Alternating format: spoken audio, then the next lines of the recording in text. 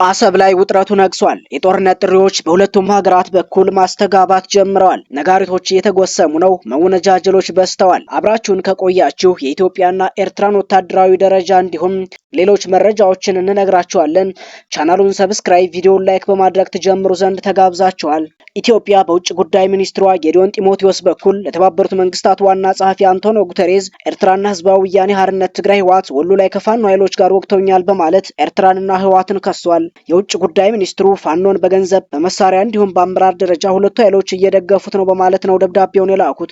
ለዚህ ደብዳቤ መልስ ይሆን ዘንድም የኤርትራ የማስታወቂያ ሚኒስቴር የማነ ገብረ መስቀል የኢትዮጵያ ክስ ውድቅና ተቀባይነት የሌለው ነው፣ ግዛታችንን ለመውረርና የአሰብን ወደብ በኃይል ለመንጠቅ እንደ መንደርደሪያ ተጠቅመውበታል ብሏል። ኢትዮጵያ ከ1983 በኋላ ወደብ አልባ ሀገር ናት።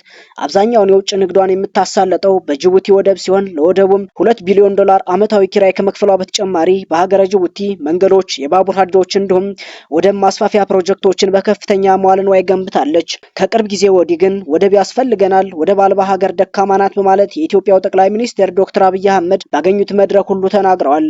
ይህንን የወደብ ፍላጎት ኤርትራውያን አምርረው ይጠሉታል። ዶክተር አብይ አህመድ ወደ ስልጣን እንደመጡ ከኤርትራ ጋር ከ20 ዓመታት በላይ የቆየው የጥድ ግድግዳ ተደርምሶ የአብይና የኢሳያስ አፈወርቂ መንግስት ወደ ሰላም መምጣት ችለው ነበር። በ2013 ዓ.ም በትግራይ በተቀሰቀሰው ጦርነትም ሁለቱ መንግስታት አብረው ተሰልፈዋል። በፖለቲካ ቁማር ውስጥ ቋሚ ወዳጅ ወይም ቋሚ ጠላት እንደሌለ የሚያሳዩት የአብይ አህመድና የኢሳያስ አፈወርቂ መንግስታት ወደ ለየለት ጥላቻ ሲያመሩ፣ በአንጻሩ ደግሞ ሁለቱ ሰሜናውያን ኤርትራና ትግራይ ጽዶም ብለው አንድነታቸውን አውጀዋል። አዲስ አበባ አስመራን ስትከስ፣ በተቃራኒው አስመራ ደግሞ አዲስ አበባን ወንጅላለች። የኤርትራ መንግስት ብልጽግና በኤርትራና በኢትዮጵያ ህዝቦች መካከል ጥላቻ ከተቻለ ደግሞ ጦርነት ለመክፈት ጥረት እያደረገ ነው ብሏል። ይህም ውድቅና ተቀባይነት የሌለው ነው ያለው የኤርትራ መንግስት ብዙ ግብዞችና ትምክተኞችን ማየቱን ጠቅሶ የኤርትራ ህዝብ ግን በዛቻ እንደማይደናገጥ ገልጿል። የኤርትራ መንግስት በብልጽግና ፓርቲ ድርጊቶች ላይ ዝምታን የመረጠው የሚናገሩ አጥቶ ሳይሆን ዝምታ ባህሉ በመሆኑ ነው በማለት የኢትዮጵያ መንግስት ውስጣዊ ችግሮችን መቋቋም ሲያቅተው ኤርትራን ተጠያቂ ማድረጉ ተቀባይነት የሌለው ድርጊት ነው ብሏል። አሁን አሰብ ላይ ውጥረት መንገሱን ተከትሎ በማንኛውም ሰዓት ጦርነቱ በሁለቱ መንግስታት መካከል ሊፈነዳ እንደሚችል እየተነገረ ነው። ለዚህ እንደማሳያነት የኢፌዴሪ የጦር ኃይሎች ምክትል ጠቅላይ ኤታማዦር ሹም ጀነራል አበባው ታደሰ በአንድ ስብሰባ ላይ ለመከላከያ ሰራዊታቸው ወደፊት ጠንካራ ግዳጅ አለብን፣ ለዚሁ ግዳጅ ሁሉም ሰራዊት ዝግጁ ይሁን ሲሉ መናገራቸው በኢትዮጵያና በኤርትራ መንግስት መካከል ጦርነቱ አይቀሬ መሆኑን አመላካች ነው። ኢትዮጵያና ኤርትራ ከዚህ በፊት ለ2 ዓመታት የዘለቀ ደም አፋሳሽ ጦርነት ማድረጋቸው የሚታወስ ነው። ጦርነቱ ይህ ነው የሚባል የጎላ ጠቀሜታ በሌላት በትንሿ የድንበር ከተማ ባድመ ምክንያት ግንቦት 28 ቀን 1990 ዓ.ም ነበር የተቀሰቀሰው። የድንበር ከተማዋ የወርቅም ሆነ የነዳጅ ዘይት ሀብት ባይኖራትም ሁለቱም ሀገራት በራሳቸው ግዛት ስር እንድትሆን ከፍተኛ ፍላጎት ነበራቸው። በወቅቱ ጦርነቱ ሁለት መላጦች ለማበጠሪያ የሚያደርጉት ፍልሚያ በሚል ይገለጽ ነበር። ከ1990 እስከ 1992 ዓ.ም ድረስ ለ2 ዓመታት የዘለቀው ይህ ደም አፋሳሽ ጦርነት በመቶ ሺዎች የሚቆጠሩ ዜጎችን በሁለቱም በኩል ለህልፈተ ህይወት ዳርጓል። በርካቶችን ከቤት ንብረታቸው ሲያፈናቅል፣ ጥቂት የማይባሉትን ባልና ሚስት ልጆችና ወላጆችን ደግሞ ተለያይተው እንዲቀሩ አድርጓል።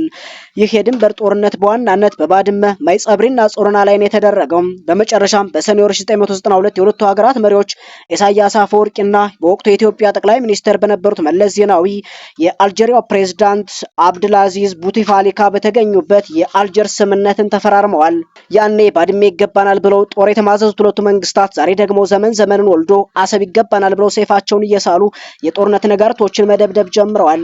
ኢትዮጵያ ባለፉት 5 ዓመታት በውስጣዊ ችግሮች የታመሰች የምትገኝ ሲሆን፣ በአንጻሩ ኤርትራ ደግሞ አንጻራዊ ሰላም የሰፈነባት ሀገር ናት። የሁለቱ ሀገሮች ወቅታዊ ወታደራዊ አቋም በተመለከተ ግሎባል ፋየር ፓወር ኢንዴክስ የተባለው ተቋም ባወጣው መረጃ መሰረት የኢትዮጵያ ወታደራዊ ደረጃ ከዓለም 52ኛ ከአፍሪካ ደግሞ 5ኛ ደረጃን ይዟል። በአንጻሩ ኤርትራ የ2025 ወታደራዊ ደረጃዋን ከዓለም 77ኛ ደረጃ ስትይዝ በአፍሪካ ደግሞ የ26ኛው ቦታ የእርሷ ሆኗል። አብራችሁን ስለቆያችሁ ከልብ እናመሰግናለን። ቪዲዮ ላይክ፣ ቻናሉን ሰብስክራይብ ማድረግ እንዳይረሳ። በቀጣይ ቪዲዮ እስክንገናኝ መልካም ጊዜ